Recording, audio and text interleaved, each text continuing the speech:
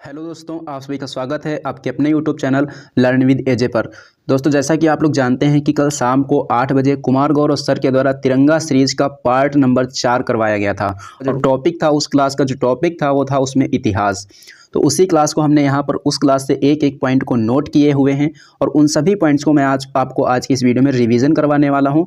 तो दोस्तों, ये वीडियो आपको शुरू से लेकर अंत तक देखनी है और मैं आपको जो है इसकी पीडीएफ भी प्रोवाइड करवाता हूँ। और पीडीएफ के लिए आपको क्या करना है, आपको हमारे टेलीग्राम चैनल से जुड़ जाना है। टेलीग्राम चैनल पर जैसे ही आप जाएंगे तो टेलीग्राम चैनल ऐप पर आपको सबसे पहले जाना है और वहाँ पर आपको सर्च करना है @टाइम सेविंग क्लास। जैसा कि यहाँ पर आपको लिखा हुआ दिख रहा होगा, सेम ऐसे ही आपको लिखना है @टाइम सेविंग क्लास। और वहाँ पर आपको लर्न विद एजे के नाम से एक चैनल दिखेगा जिसमें 766 प्लस सब्सक्राइबर हैं और वहाँ पर आप इन सभी क्लासेस की पीडीएफ एकदम मुफ्त में प्राप्त कर सकते हैं। इसका कोई चार्ज नहीं लिया जाता है। बस आपको क्या करना है, आपको हमारे चैनल को सब्सक्राइब कर लेना है और डेली बेसिस पर आपको वीडियो देखते रहना है। बस इतना ही इसका चार्ज है। अब इसको चार्ज समझिए या कुछ भी समझ लीजिए। तो दोस्तों, बस यही मैं आपको इसमें बताना चाहता हूँ कि आप यहाँ से आप पीडीएफ प्राप्त कर सकते हैं। तो चलिए दोस्तों, हम लोग शुरू कर लेते हैं आज के अपने इस सेशन को और देखते हैं आज का अपना पहला पॉइंट। तो दोस्तों, यहाँ पर अपना जो सबसे पहला पॉइंट दिया गया है ये संबंधित है कांग्रेस से। तो कांग्रेस से कौन कौन से पॉइंट बन सकते हैं, तो सबसे पहला पॉइंट यहाँ से ये पूछा जा सकता है कि कांग्रेस की स्थापना कब हुई थी। तो आपको बताना है कि जो कांग्रेस की स्थापना है ये 1885 को हुई थी। पहला क्वेश्चन ये पूछा जाएगा। दूसरा क्वेश्चन ये पूछा जाएगा कि कांग्रेस की स्थापना किसके द्वारा की गई थी। तो कांग्रेस की स्थापना ए.ओ. ह्यूम के द्वारा की गई थी। नेक्स्ट क्वेश्चन यहाँ से जो पूछा जा सकता है कि कांग्रेस की जो स्थापना जब की गई थी उस समय वायसराय कौन थे। उस समय वायसराय कौन थे, तो वायसराय थे इस समय डफरिन। तो यहाँ से ये 3 पॉइंट आपको याद रखने हैं। स्थापना कब हुई थी, स्थापना किसने की थी, उस समय वायसराय कौन थे, ये तीनों पॉइंट यहाँ से आपको याद रखने हैं।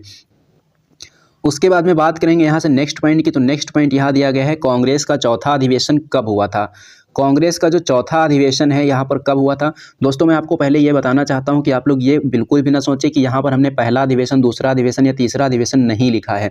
तो हमने सभी के सभी अधिवेशन लिखे हैं, थोड़ा आगे पीछे हो सकते हैं। जैसे कि मैं आपको दिखा दूँ, पहले यहाँ चौथा अधिवेशन लिखा हुआ है, उसके बाद में हमने यहाँ पर सभी अधिवेशन लिख रखे हैं। ये देखिए आप, पहला अधिवेशन, दूसरा अधिवेशन, तीसरा अधिवेशन और कलकत्ता अधिवेशन कब हुआ, सूरत अधिवेशन कब हुआ। तो हमने सभी अधिवेशन यहाँ पर आपके लिए लिख रखे हैं। बस आपको बस शुरू से लेकर आखिरी तक ये क्लास देखनी है और सभी पॉइंट्स जो हैं ये इंपॉर्टेंट हैं। तो मैं इसीलिए आपको बताना चाहता हूं कि यहाँ पर सभी अधिवेशन हमने लिख रखे हैं। तो सबसे पहले जो यहाँ पर अधिवेशन दिया गया है ये चौथा अधिवेशन दिया गया है। आपको मैं बताना चाहता हूँ कि जो चौथा अधिवेशन है ये इलाहाबाद में हुआ था। कहाँ हुआ था, इलाहाबाद में हुआ था। और इसके अध्यक्ष कौन थे, इसके अध्यक्ष थे जॉर्ज यूल। कौन थे, जॉर्ज यूल थे।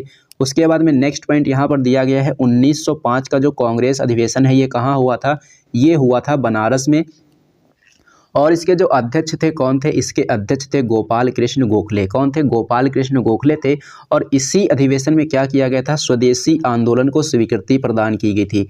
प्रश्न यहाँ से ये पूछा जा सकता है कि स्वदेशी आंदोलन को स्वीकृति कौन से अधिवेशन में मिली थी। तो आपको बताना है 1905 के कांग्रेस अधिवेशन में, जो कि बनारस में हुआ था और अध्यक्ष इसके कौन थे, गोपाल कृष्ण गोखले थे। नेक्स्ट पॉइंट यहाँ दिया गया है 16 अक्टूबर 1905 को क्या हुआ था, 16 अक्टूबर 1905 को बंगाल विभाजन की तिथि रखी गई थी। और किसके समय में, करजन के समय में ये बंगाल विभाजन हुआ था 16 अक्टूबर 1905 को। और इसी बंगाल विभाजन के खिलाफ एक आंदोलन शुरू किया जाता है जिसका नाम है स्वदेशी आंदोलन। और स्वदेशी आंदोलन की शुरुआत कब हुई थी, अगर ये आपसे पूछ दे तो आपको बताना है 7 अगस्त 1905 को। इसीलिए 7 अगस्त को क्या किया जाता है, प्रतिवर्ष राष्ट्रीय हथकरघा दिवस भी मनाया जाता है। नेक्स्ट पॉइंट यहाँ पर दिया गया है 1923 में जो दिल्ली का अधिवेशन हुआ था इसके अध्यक्ष कौन थे। 1923 में जो दिल्ली का अधिवेशन हुआ इसके अध्यक्ष कौन थे, इसके अध्यक्ष थे अबुल कलाम आज़ाद। और ये कांग्रेस के सबसे युवा अध्यक्ष थे। प्रश्न पूछा जाता है कि कांग्रेस के सबसे युवा अध्यक्ष कौन थे, तब आपको बताना है कांग्रेस के सबसे युवा अध्यक्ष अबुल कलाम आज़ाद थे और इन्होंने 1923 के दिल्ली अधिवेशन की अध्यक्षता की थी। नेक्स्ट पॉइंट दिया गया है 1948 का जयपुर अधिवेशन। 1948 में जयपुर का अधिवेशन होता है और इसके अध्यक्ष कौन थे, इसके अध्यक्ष थे पट्टाभी सीतारमैया। तो दोस्तों, मैंने आपको बता ही दिया है, अगर आपको टेलीग्राम चैनल से जुड़ना है आप इस नाम से आप सर्च करके वहां पर टेलीग्राम चैनल से जुड़ सकते हैं। बात करेंगे यहाँ से नेक्स्ट पॉइंट की। तो नेक्स्ट पॉइंट दिया गया है कांग्रेस के प्रमुख अधिवेशन। अब यहाँ पर हम एक एक अधिवेशन को करने वाले हैं। तो सबसे पहले दिया गया है पहला अधिवेशन। पहला अधिवेशन कहाँ हुआ, मुंबई में हुआ था। पहला अधिवेशन कब हुआ था, तब आपको बताना है कि 1885 में हुआ था। और पहले अधिवेशन की अध्यक्षता किसने की थी, तो पहले अधिवेशन की अध्यक्षता की गई थी व्योमेश चंद्र बनर्जी के द्वारा। आपको ये शॉर्ट फॉर्म में नाम देखने को मिलता है WC बनर्जी। तो पहले अधिवेशन के अध्यक्ष कौन थे, WC बनर्जी, या फिर कह सकते हैं व्योमेश चंद्र बनर्जी। उसके बाद में है दूसरा अधिवेशन। दूसरा अधिवेशन कब और कहाँ हुआ था, दूसरा अधिवेशन कोलकाता में 1886 को हुआ था। और इसके अध्यक्ष कौन थे, इसके अध्यक्ष थे दादा भाई नौरोजी। नेक्स्ट पॉइंट दिया गया है तीसरा अधिवेशन। तीसरा अधिवेशन कब और कहाँ हुआ, तीसरा अधिवेशन 1887 को मद्रास में हुआ था। और इसके अध्यक्ष कौन थे, तब आपको बताना है कि इसके अध्यक्ष बदरुद्दीन तैयब जी थे। और अगर पूछा जाए कि कांग्रेस के पहले मुस्लिम अध्यक्ष कौन थे, तब आपको बताना है बदरुद्दीन तैयब जी ही इसके पहले मुस्लिम अध्यक्ष थे। नेक्स्ट पॉइंट दिया गया है कलकत्ता अधिवेशन, जो कि 1896 में हुआ था। ये वाला जो अधिवेशन है आपके लिए बहुत ही इंपॉर्टेंट है, क्योंकि इसमें क्या हुआ था, वंदे मातरम को पहली बार गाया गया था। वंदे मातरम पहली बार कौन से अधिवेशन में गाया गया था, कलकत्ता अधिवेशन 1896 में गाया गया था। और इस अधिवेशन के अध्यक्ष कौन थे, इस अधिवेशन की अध्यक्षता जो है रहीमतुल्लाह सयानी कर रहे थे। बात की जाए वंदे मातरम को, तो वंदे मातरम को संविधान सभा के द्वारा कब अपनाया गया था, तो 24 जनवरी 1950 को संविधान सभा के द्वारा अपनाया गया था। नेक्स्ट पॉइंट यहाँ पर दिया गया है सूरत अधिवेशन। सूरत अधिवेशन क्यों इंपॉर्टेंट है, क्योंकि इसमें कांग्रेस का विभाजन हो जाता है दो दलों में। ये दो दल कौन कौन से होते हैं, नरम दल और गरम दल। कांग्रेस का विभाजन दो दलों में कब हुआ, सूरत अधिवेशन में हुआ, 1907 में हुआ। और अध्यक्ष कौन थे, रास बिहारी घोष थे। दल कौन कौन से बने, नरम दल और गरम दल। उसके बाद में एक अधिवेशन होता है कलकत्ता अधिवेशन। और कलकत्ता अधिवेशन जो है ये 1911 में हुआ था। और इसी अधिवेशन में जन गण मन यानी कि राष्ट्रगान को पहली बार गाया गया था। और पहली बार इसे कब गाया गया था, 27 दिसंबर 1911 को गाया गया था। बात की जाए जन गण मन की, तो इसको संविधान सभा ने कब अपनाया था, तो अपनाया था इसको 24 जनवरी 1950 को। और इस कलकत्ता अधिवेशन के अध्यक्ष कौन थे, बिशन नारायण धर थे। कौन थे, बिशन नारायण धर। बात करेंगे यहाँ से नेक्स्ट पॉइंट की, तो नेक्स्ट पॉइंट दिया गया है कि लखनऊ अधिवेशन कब हुआ था। लखनऊ अधिवेशन 1916 में हुआ था। जैसा कि दोस्तों अभी आप लोगों ने पढ़ा कि 1907 का जो सूरत अधिवेशन था उसमें कांग्रेस का विभाजन दो दलों में हो जाता है, नरम दल और गरम दल। अब इस समय क्या होता है, लखनऊ अधिवेशन 1916 में क्या होता है, ये नरम दल और गरम दल एक बार फिर से एक हो जाते हैं और कांग्रेस फिर से एक हो जाती है। तो इसके अध्यक्ष आपसे पूछे जाते हैं, इसके अध्यक्ष कौन थे, तो अंबिका चरण मजूमदार थे। नेक्स्ट पॉइंट दिया गया है कलकत्ता अधिवेशन। कलकत्ता अधिवेशन जो कि 1917 में हुआ था। तो 1917 का जो कलकत्ता अधिवेशन है इसकी अध्यक्षता किसने की थी, इसकी अध्यक्षता एनी बेसेंट के द्वारा की गई थी। और एनी बेसेंट जो है ये कांग्रेस की पहली महिला अध्यक्ष हैं। ये भी आपको यहाँ से फैक्ट याद रखना है कि कांग्रेस की पहली महिला अध्यक्ष कौन, एनी बेसेंट। इन्होंने अध्यक्षता कौन से अधिवेशन की थी, 1917 के कलकत्ता अधिवेशन की अध्यक्षता इन्होंने की थी। और ये जो अधिवेशन था कौन से क्रम था, ये अधिवेशन जो है 33वें क्रम का था। बात की जाए इनकी एनी बेसेंट की, तो एनी बेसेंट जो है कौन से देश की थी, ये आयरलैंड के थी। आयरलैंड की बात करेंगे तो आयरलैंड से ही भारत के संविधान में भाग 4 को शामिल किया गया है। यानी कि जो नीति निर्देशक तत्व हैं, इनको कहाँ से लिया गया है, इनको आयरलैंड के संविधान से लिया गया है। बात की जाए एनी बेसेंट के पत्रिका की, तो एनी बेसेंट की एक पत्रिका आपको याद रखनी है, पत्रिका का नाम है कॉमनवील। कॉमनवील पत्रिका किसकी है, एनी बेसेंट की है। उसके बाद में बात करेंगे यहाँ से नेक्स्ट पॉइंट की, तो नेक्स्ट पॉइंट दिया गया है नागपुर अधिवेशन। नागपुर अधिवेशन कब हुआ था, ये हुआ था 1920 में। और अध्यक्ष कौन थे, अध्यक्ष थे विजय राघवाचार्य। और इसी अधिवेशन में क्या किया गया था, इसी अधिवेशन में असहयोग आंदोलन को अनुमति दी गई थी। बेलगांव अधिवेशन कब हुआ था, बेलगांव अधिवेशन 1924 में हुआ था। और इसकी अध्यक्षता किसने की थी, इसकी अध्यक्षता महात्मा गांधी जी के द्वारा की गई थी। उसके बाद में नेक्स्ट पॉइंट दिया गया है कानपुर अधिवेशन। कानपुर अधिवेशन जो है 1925 में हुआ था। और इसकी अध्यक्ष कौन थी, इसकी अध्यक्ष थी सरोजिनी नायडू। और ये पहली भारतीय महिला अध्यक्ष थी। पहली महिला अध्यक्ष पूछेगा तो एनी बेसेंट बताएंगे। अगर आपसे ये पूछ दे कि पहली भारतीय महिला अध्यक्ष, तब आपको बताना है सरोजिनी नायडू। उसके बाद में नेक्स्ट पॉइंट दिया गया है लाहौर अधिवेशन। लाहौर अधिवेशन कब हुआ था, 1929 में हुआ था। और इसके अध्यक्ष कौन थे, इसके अध्यक्ष थे जवाहरलाल नेहरू। और इसी अधिवेशन में पूर्ण स्वराज की मांग की गई थी। कराची अधिवेशन कब हुआ था, कराची अधिवेशन 1931 में हुआ था। अध्यक्ष कौन थे, सरदार वल्लभ भाई पटेल। अगला पॉइंट दिया गया है हरिपुरा अधिवेशन। हरिपुरा अधिवेशन जो कि 1938 में हुआ था, इसके अध्यक्ष कौन थे, सुभाष चंद्र बोस। उसके बाद में 1939 में होता है त्रिपुरी अधिवेशन। और इसके अध्यक्ष कौन बनाए जाते हैं, doctor Rajendra Prasad. Next point दिया गया है मेरठ अधिवेशन। मेरठ अधिवेशन कब हुआ था, 1946 में हुआ था। अध्यक्ष कौन थे, JB कृपलानी थे। तो अभी तक हमने जितने भी कांग्रेस के महत्वपूर्ण अधिवेशन थे उन सभी को हमने देख लिया है। अब देखेंगे नेक्स्ट पॉइंट। नेक्स्ट पॉइंट यहाँ पर दिया गया है भारत छोड़ो आंदोलन। भारत छोड़ो आंदोलन कब हुआ था? ये हुआ था 9 अगस्त 1942 को, और इसी आंदोलन के समय क्या शुरू किया गया था? ऑपरेशन जीरो आवर भी शुरू किया गया था। और करो या मरो का नारा कौन से आंदोलन में दिया गया? भारत छोड़ो आंदोलन में दिया गया था। किसके द्वारा? महात्मा गांधी के द्वारा। और भारत छोड़ो आंदोलन के समय वायसराय कौन थे? तो वायसराय इस समय थे लिन लिथगो। कौन थे? लिन लिथगो। नेक्स्ट पॉइंट की बात करेंगे तो नेक्स्ट पॉइंट यहाँ पर दिया गया है कुषाण वंश। कुषाण वंश के संस्थापक कौन थे? कुषाण वंश के संस्थापक थे कुजुल कडफिसेस। और कुषाण वंश का अंतिम शासक कौन हुआ? कुषाण वंश का अंतिम शासक हुआ वासुदेव। नेक्स्ट पॉइंट यहाँ पर दिया गया है विक्रम संवत की शुरुआत कब हुई थी? विक्रम संवत की शुरुआत हुई थी 58 ईसा पूर्व में। और अगर पूछा जाए कि इसकी शुरुआत कब हुई थी, तो इसकी शुरुआत जो है शकों को पराजित करके की गई थी। जब शकों को पराजित किया गया तो उसी समय क्या किया गया? विक्रम संवत की शुरुआत की गई थी। नेक्स्ट पॉइंट की बात करेंगे तो नेक्स्ट पॉइंट दिया गया है शक संवत। शक संवत की शुरुआत कब होती है? ये 78 ईस्वी में होती है। और इसकी शुरुआत किसने की थी? तो इसकी शुरुआत कनिष्क के द्वारा की गई थी। बात आई है कनिष्क की, तो कनिष्क के समय में ही चौथी बौद्ध संगति होती है। और चौथी बौद्ध संगति कहाँ हुई थी? कुंडलवन कश्मीर में हुई थी। और अगर पूछा जाए कि चौथी बौद्ध संगति के अध्यक्ष कौन थे, तो अध्यक्ष थे वसुमित्र। और उपाध्यक्ष पूछेगा तो उपाध्यक्ष बताएंगे अश्वघोष। अश्वघोष की एक पुस्तक याद रखनी है, पुस्तक का नाम है बुद्ध चरित्र, यानी कि बुद्ध चरित्र जो पुस्तक है किसकी है? अश्वघोष की है। नेक्स्ट पॉइंट की बात करेंगे तो नेक्स्ट पॉइंट दिया गया है चरक संहिता से संबंधित। चरक संहिता किसके द्वारा लिखी गई है? चरक के द्वारा लिखी गई है। और इसी चरक संहिता को क्या कहा जाता है? भारतीय चिकित्सा शास्त्र का विश्वकोश कहा जाता है। भारतीय चिकित्सा शास्त्र का विश्वकोश किसे कहते हैं? भारतीय चिकित्सा शास्त्र का विश्वकोश कहते हैं चरक संहिता को। नेक्स्ट पॉइंट है माध्यमिक सूत्र का प्रतिपादन किसके द्वारा किया गया था? तो इसका प्रतिपादन जो है नागार्जुन के द्वारा किया गया था।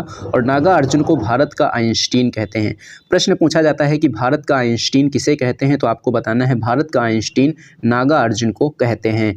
उसके बाद में नेक्स्ट पॉइंट की बात करेंगे तो नेक्स्ट पॉइंट यहाँ पर दिया गया है प्रियदर्शिना, नागानंद और रत्नावली। ये जो रचना है, ये रचनाएं किसकी हैं? ये जो रचनाएं हैं तीनों की तीनों रचनाएं हर्षवर्धन की हैं। और भाषाएं इसकी कौन सी है? भाषा इनकी है संस्कृत। कौन सी भाषा है? संस्कृत। नेक्स्ट पॉइंट दिया गया है पुष्यभूति वंश। पुष्यभूति वंश के संस्थापक कौन थे? इसका आंसर आप लोग कमेंट करके जरूर बताना कि पुष्यभूति वंश के संस्थापक कौन थे। उसके बाद में नेक्स्ट पॉइंट दिया गया है राजधानी। पुष्यभूति वंश की राजधानी क्या थी? तो पुष्यभूति वंश की राजधानी थी थानेश्वर। पुलकेशिन द्वितीय से कौन पराजित हुआ था? पुलकेशिन द्वितीय से पराजित हुआ था हर्षवर्धन। उसके बाद में पूछा जा सकता है कि हर्षवर्धन का दरबारी कवि कौन था? तो हर्षवर्धन का दरबारी कवि बाणभट्ट था। और बाणभट्ट की दो रचनाएं आपको याद रखनी है, कादम्बरी और हर्षचरित। कादम्बरी और हर्षचरित किसकी रचनाएं हैं? ये बाणभट्ट की रचनाएं हैं। उसके बाद में बात करेंगे नेक्स्ट पॉइंट की, तो नेक्स्ट पॉइंट यहाँ से पूछा जाता है कि जो चीनी यात्री ह्वेनसांग है, जो चीनी यात्री ह्वेनसांग है, या किसके दरबार में आया था? तो चीनी यात्री ह्वेनसांग जो है ये हर्षवर्धन के दरबार में आया था। और ह्वेनसांग का एक यात्रा वृत्तांत है जिसका नाम है CU। ये सभी के सभी पॉइंट यहाँ से आपको याद रखने हैं। उसके बाद में बात करेंगे यहाँ से नेक्स्ट पॉइंट की, तो नेक्स्ट पॉइंट दिया गया है तुगलक वंश से संबंधित। तुगलक वंश के संस्थापक कौन? तुगलक वंश के संस्थापक गयासुद्दीन तुगलक। कौन? गयासुद्दीन तुगलक। दिल्ली से राजधानी देवगिरी किसने की थी? दिल्ली से जो राजधानी है वह देवगिरी किसने की थी? मोहम्मद बिन तुगलक ने की थी। और देवगिरी का नाम बाद में क्या किया गया? दौलताबाद भी किया गया। नेक्स्ट पॉइंट है कि तुगलकाबाद का निर्माण किसके द्वारा करवाया गया था? तुगलकाबाद का निर्माण गयासुद्दीन तुगलक ने किया। दिल्ली अभी दूर है किसने कहा था? दिल्ली अभी दूर है निजामुद्दीन औलिया ने कहा था। नहरों का निर्माण किसने करवाया था? नहरों का निर्माण करवाने वाला सबसे पहला शासक कौन? गयासुद्दीन तुगलक। और सर्वाधिक नहरों का निर्माण किसने करवाया? सर्वाधिक नहरों का निर्माण करवाया फिरोज शाह तुगलक ने। तो दोनों पॉइंट में डिफरेंस आपको याद रखना है और उनके आंसर भी आपको यहाँ से याद रखने हैं। उसके बाद में आपको दिया गया है कि पागल सुल्तान किसे कहा जाता था? तो पागल सुल्तान जो है MBT यानी कि मोहम्मद बिन तुगलक को कहा जाता था। अमीर ए कोही का निर्माण किसने करवाया था? तो अमीर ए कोही का निर्माण मोहम्मद बिन तुगलक ने करवाया था। और ये जो अमीर ए कोही विभाग है किससे संबंधित था? एग्रीकल्चर विभाग से संबंधित था। नेक्स्ट पॉइंट है सांकेतिक मुद्रा को किसके द्वारा शुरू किया गया था? टोकन करेंसी को किसके द्वारा शुरू किया गया था? मोहम्मद बिन तुगलक के द्वारा इसको शुरू किया गया था। नेक्स्ट पॉइंट दिया गया है कि दोआब क्षेत्र में कर वृद्धि किसने की थी? तो दोआब क्षेत्र में कर वृद्धि की गई थी मोहम्मद बिन तुगलक के द्वारा। दोआब क्षेत्र कौन सा क्षेत्र होता है? दो नदियों के बीच का क्षेत्र जो होता है उसे दोआब क्षेत्र कहते हैं। नेक्स्ट पॉइंट दिया गया है इब्न बतूता। इब्न बतूता की एक पुस्तक है, पुस्तक का नाम क्या है? रहला। पूछा जाता है रहला पुस्तक किसकी है, तब आपको बताना है ये इब्न बतूता की है। अगर आपसे ये पूछा जाए कि इब्न बतूता कौन से देश से आया था, तो ये मोरक्को से आया था। गुरुमुखी लिपि को किसके द्वारा शुरू किया गया था, तो गुरुमुखी लिपि को गुरु अंगद देव के द्वारा इसको शुरू किया गया था। नेक्स्ट पॉइंट दिया गया है सिखों के पहले गुरु कौन थे? सिखों के पहले गुरु थे गुरु नानक। और गुरु नानक का जन्म कहाँ हुआ था? इनका जन्म हुआ था तलवंडी में। कार्तिक पूर्णिमा को कौन से दिवस के रूप में मनाया जाता है? इसको प्रकाश पर्व के रूप में मनाया जाता है। नेक्स्ट पॉइंट यहाँ पर दिया गया है आदि ग्रंथ। आदि ग्रंथ की बात करेंगे तो आदि ग्रंथ किसके द्वारा संकलित किया गया? ये अर्जुन देव के द्वारा संकलित किया गया। हिंद की चादर के नाम से किसे जानते हैं? गुरु तेग बहादुर को।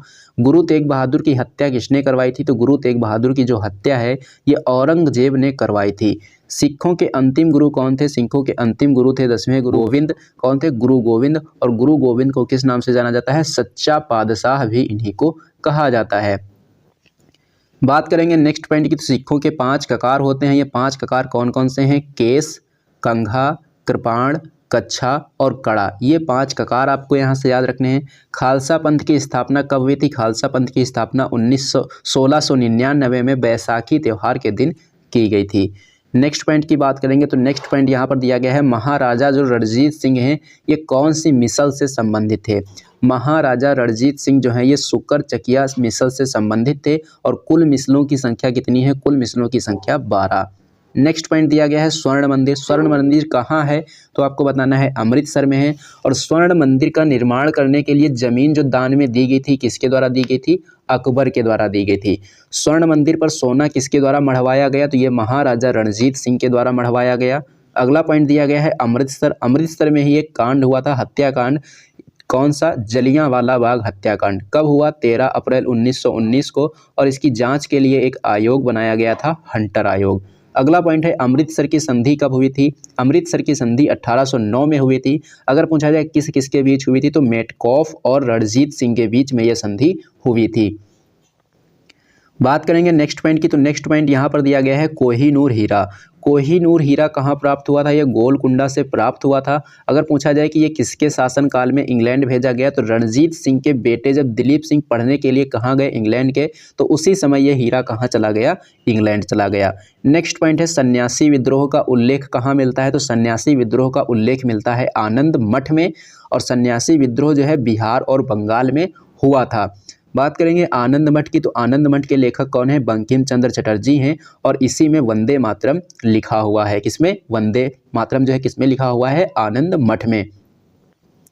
अब बात करेंगे यहाँ से महत्वपूर्ण विद्रोह की, तो महत्वपूर्ण विद्रोह कौन कौन से हैं? सबसे पहले है रामोशी विद्रोह। ये कहाँ हुआ था? पश्चिमी घाट यानी कि दक्षिण भारत।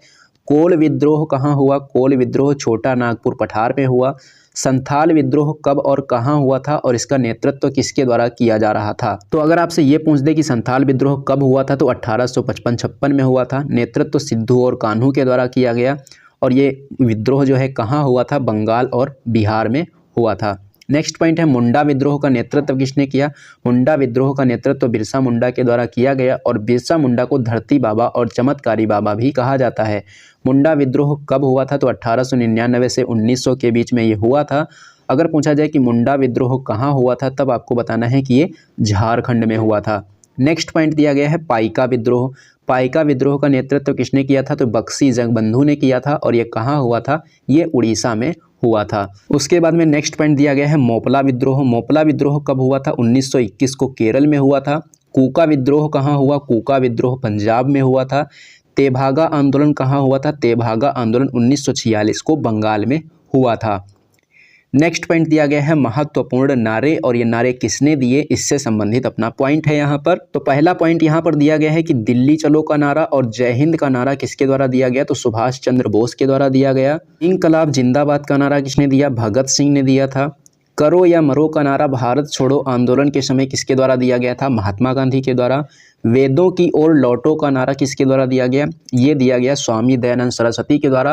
और स्वामी दयानंद सरस्वती के द्वारा आर्य समाज की स्थापना भी की गई थी। और शुद्धि आंदोलन किसके द्वारा चलाया गया था? शुद्धि आंदोलन भी स्वामी दयानंद सरस्वती के द्वारा चलाया गया था। नेक्स्ट पॉइंट दिया गया है कि जय जवान जय किसान का नारा किसने दिया? तो जय जवान जय किसान का नारा लाल बहादुर शास्त्री के द्वारा दिया गया था। नेक्स्ट पॉइंट है कि जय जवान जय किसान और जय विज्ञान। जय जवान जय किसान और जय विज्ञान का नारा किसने दिया था? तो ये दिया था अटल बिहारी वाजपेयी ने। और नेक्स्ट पॉइंट है कि जय जवान जय किसान जय जवान जय किसान जय विज्ञान और जय अनुसंधान का नारा किसने दिया? प्रधानमंत्री नरेंद्र मोदी ने। नेक्स्ट पॉइंट है संपूर्ण क्रांति का नारा किसने दिया था? तो संपूर्ण क्रांति का नारा जयप्रकाश नारायण के द्वारा दिया गया था। और जयप्रकाश नारायण के जन्म दिवस पर एक योजना स्टार्ट होती है जिसका नाम है प्रधानमंत्री सांसद आदर्श ग्राम योजना।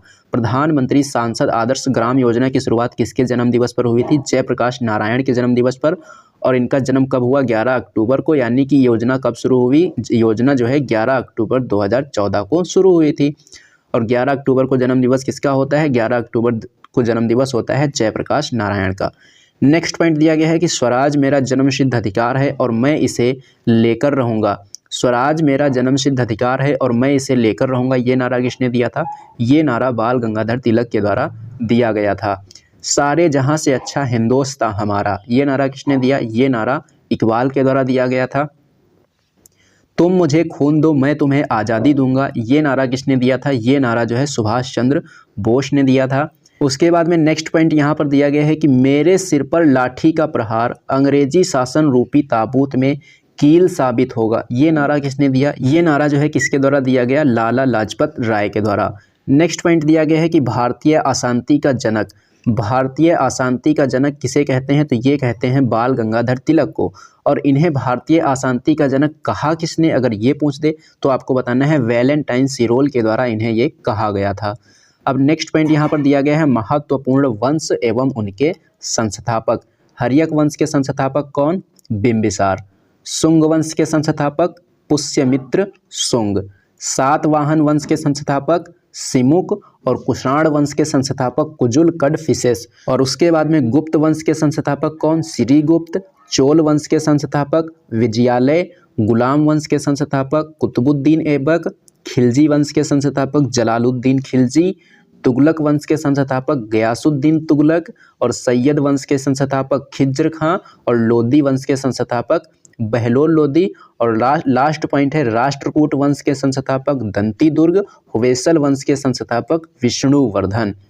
तो दोस्तों ये था आज का आपका सेशन। ये सेशन आपको कैसा लगा है कमेंट बॉक्स में कमेंट करके ज़रूर बताना। अगर सेशन आपको पसंद आया हो तो इसे लाइक करना और इसे अपने दोस्तों में ज़्यादा से ज़्यादा शेयर भी करना। और हाँ दोस्तों, अगर आप लोगों ने अभी तक हमारे चैनल को सब्सक्राइब नहीं किया है तो चैनल को सब्सक्राइब जरूर कर लेना और बेल आइकन पर क्लिक करके ऑल पर ज़रूर क्लिक कर लेना, जिससे कि इस चैनल पर जब भी कोई वीडियो अपलोड की जाए तो उसका नोटिफिकेशन आपको सबसे पहले मिले।